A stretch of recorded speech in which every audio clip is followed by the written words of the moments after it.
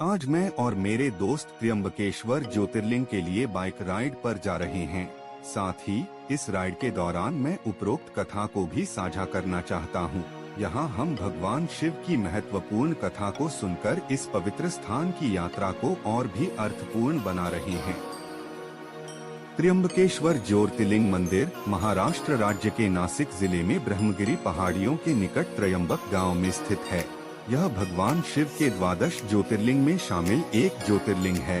त्र्यंबकेश्वर मंदिर के अंदर एक छोटे से गड्ढे में 3 छोटे शिवलिंग स्थापित हैं, जिनमें त्रिदेवों ब्रह्मा, विष्णु और महेश का वास माना जाता है।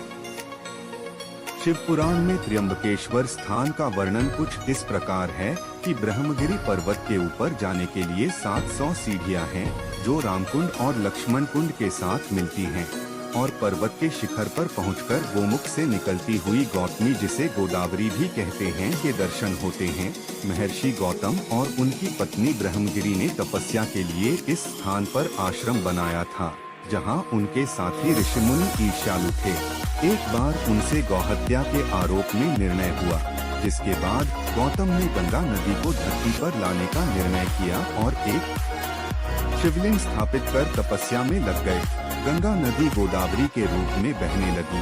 इसके परिणाम स्वरूप भगवान शिव प्रकट होकर उन्हें प्रसन्न हुए और गंगा नदी गोदावरी के रूप में बहने लगी। त्र्यंबकेश्वर ज्योतिर्लिंग की पौराणिक कथा के अनुसार भगवान शिव ने गौतम ऋषि से वर मांगने के लिए कहा, और जब गौतम ऋषि ने देवी गंगा को इस स्थान पर प्रकट होने का वरदान मांगा, तो गंगा ने शर्त रखी कि वह यहाँ रहेंगी जब तक भगवान शिव भी इस स्थान पर रहेंगे। गंगा माँ को इस प्रतिष्ठान का अभिमान था कि भगवान शिव ने इस स्थान को अपना घर बनाया और त्र्यंबकेश्वर ज्योतिर्लिंग के रूप में स्थापित हुए।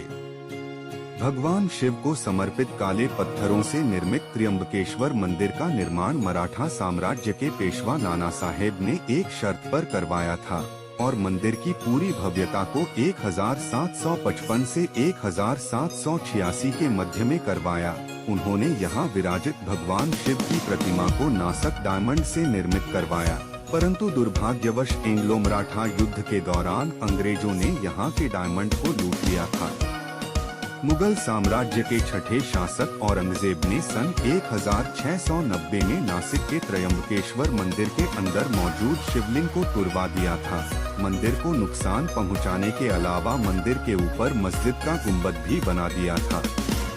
Thank you for watching my video, और अगर आपने अभी तक चैनल को सब्सक्राइब नहीं किया है तो कृपया करके सब्सक्राइब करें, ताकि आप हमारे ज्योतिर्लिंग कथा और राइड वीडियो की अगली अपडेट्स से जुड़े रहें।